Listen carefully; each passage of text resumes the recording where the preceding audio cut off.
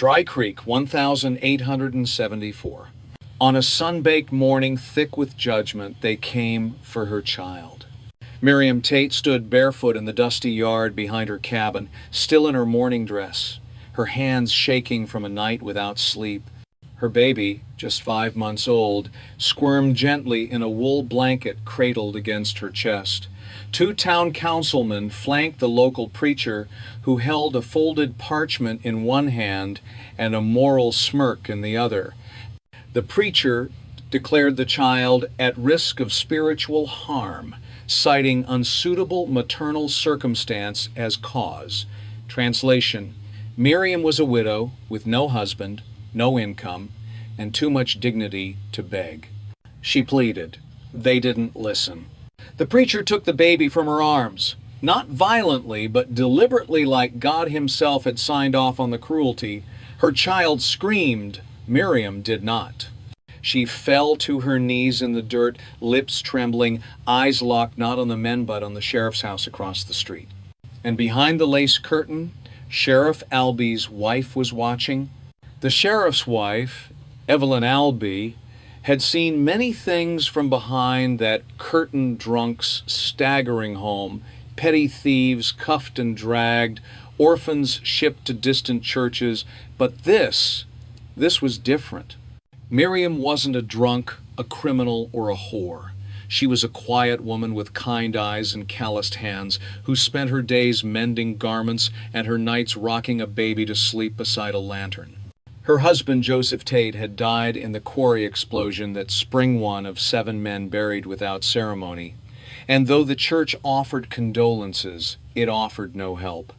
Widows were to be pious, invisible, and grateful. But Miriam was none of those things. She'd refused to let the preacher place her child in the care of good Christian fosterers. She refused their soup kitchen handouts. She refused shame. And so Dry Creek refused her. Evelyn turned away from the window, feeling something tighten behind her ribs. Her husband, Sheriff Willard Albee, wasn't home. He was off on a cattle theft inquiry down south, wouldn't be back for another day or two. And while he was a just man in public, in private, he believed in keeping to his own business. Women gossip, he'd once said, but the law is the law. But Evelyn couldn't stop hearing that child's cry in her head. Miriam had been dragged before the town council the following day, not in chains, but in shame. They cited moral safety, an obscure clause in the township's charter allowing religious authorities to remove a child from any home deemed spiritually negligent. The preacher had his alley sold, proper folk who sat on wooden benches nodding like metronomes. Miriam spoke little in her own defense, but Evelyn was there, sitting in the back pew, clutching her gloves so hard the stitching split. She did nothing. Not yet.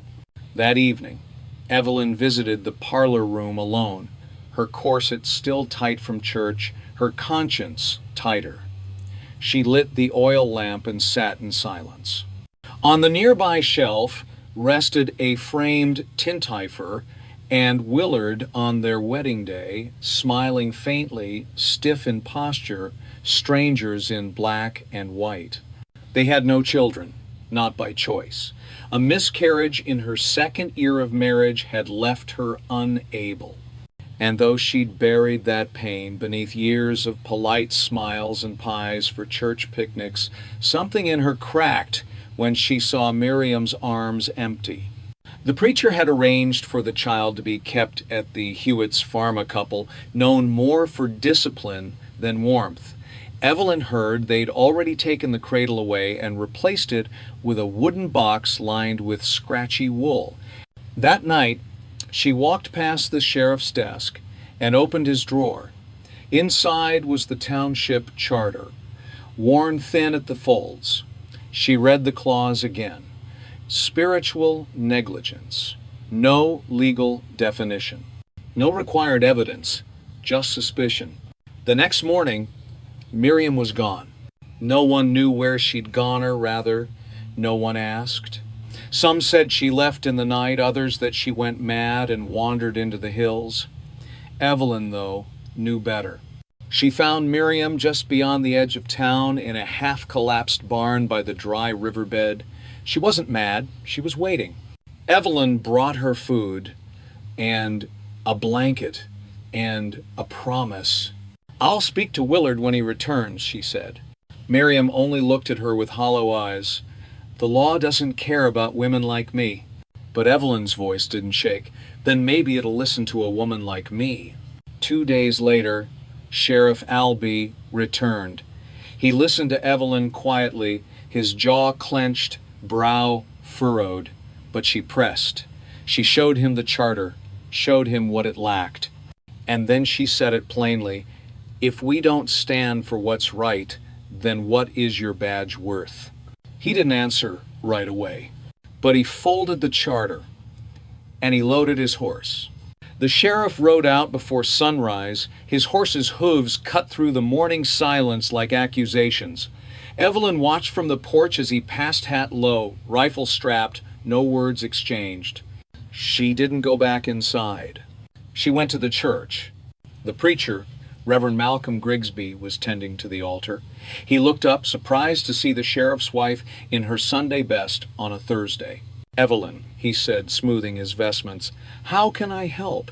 You can tell me what gives you the right to steal another woman's child." The words cut sharper than she expected. The preacher straightened. "The child was in moral danger." The mother refused. "She refused your charity," Evelyn interrupted. "That's not danger, that's dignity." He tried to defend it, the charter, the council, the greater good, but Evelyn stepped closer, voice low. "You and your council friends think you own righteousness, but you don't. You've just confused obedience with holiness." Then she placed something on the pulpit, a document, a petition, already signed by 5 women of Dry Creek shopkeepers, laundresses, even the barkeep's wife. It asked for the child's return. It cited the lack of due process. It challenged the council's authority. The preacher laughed. "Do you think the word of a few women matters here?" "I think it will," she said, "once it's read aloud in town square." Grigsby paled. Out on the Hewitt farm, Sheriff Albee arrived unannounced. Mr. Hewitt met him on the porch, chewing tobacco and feigning confusion. The sheriff didn't wait. He walked past him, into the house, down the hall. He found the child in a splintered crib beside a pile of laundry. He picked her up gently. She stopped crying the moment he did. And then he turned and saw Mrs. Hewitt in the doorway, weeping quietly. She wasn't weeping out of sorrow but guilt. "She doesn't sleep," Mrs. Hewitt whispered, "cries all night, looks at the door like she's waiting for someone. We didn't ask for this, Sheriff."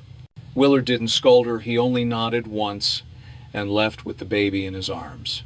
Back in town, Evelyn kept her word. By mid-morning, she'd assembled a small crowd in front of the Mercantile. Most were curious. Some were skeptical. But when she unrolled the parchment and began to read the petition, the murmurs quieted. She didn't shout, she didn't plead, she just read. And as she did, more women stepped forward, at first, then steady. The seamstress who'd patched Miriam's shawl, the schoolteacher who once watched her rock the baby during recess. Even Miss Langley, the widow who ran the boarding house, spoke up. "She's not the one who's morally dangerous," Miss Langley said. "It's the people who think they know God better than a mother." By noon, nearly every woman in Dry Creek had signed the parchment. The preacher emerged from the chapel, his expression dark, but he said nothing. He saw the shift, the tide, the reckoning. When Sheriff Albee returned down Main Street with the baby in his arms, no one clapped, no one cheered, but everyone stepped aside. He walked straight to Evelyn, handed her the child, and she carried the baby to the edge of town, where Miriam still waited in that crumbling barn. When the baby saw her, she let out a gurglia sound like recognition, like relief. Miriam took her back slowly, reverently, like cradling something both fragile and sacred.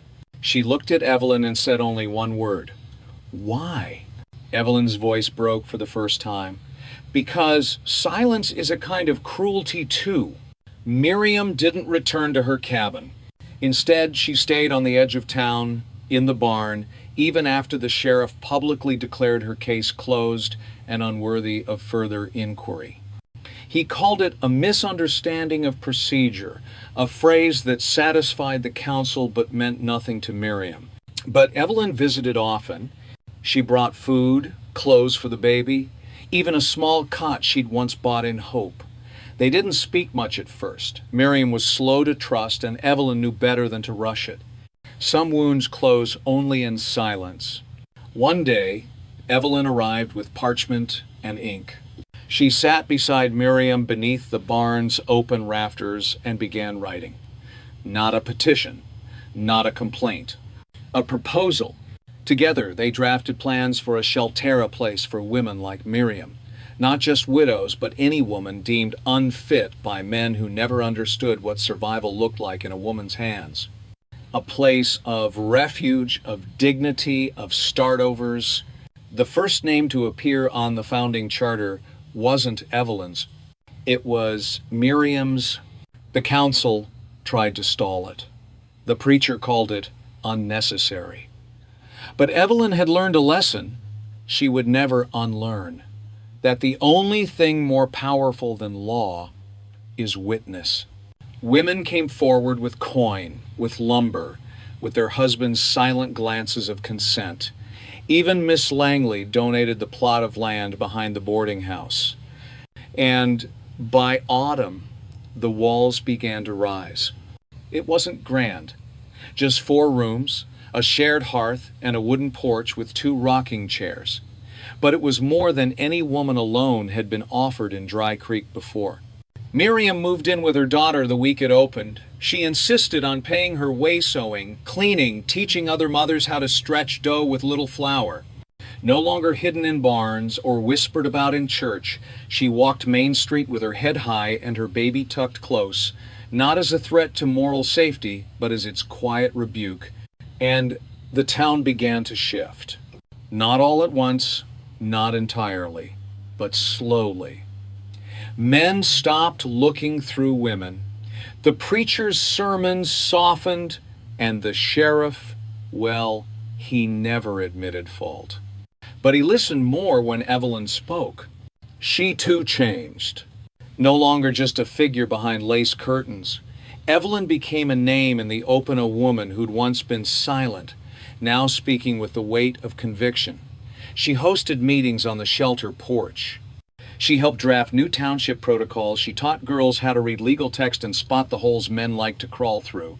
One afternoon, as leaves turned gold, Miriam handed Evelyn a bundle of cloth.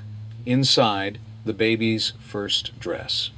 Soft, hand-stitched, with a note, "To the woman who saw me, Evelyn wept not from sorrow, but release." She had not borne children. But in that moment, with that note in her hand, she realized she had midwifed something else into the world. Not a child, but a change. And that change had a name. And it cried and laughed and grew.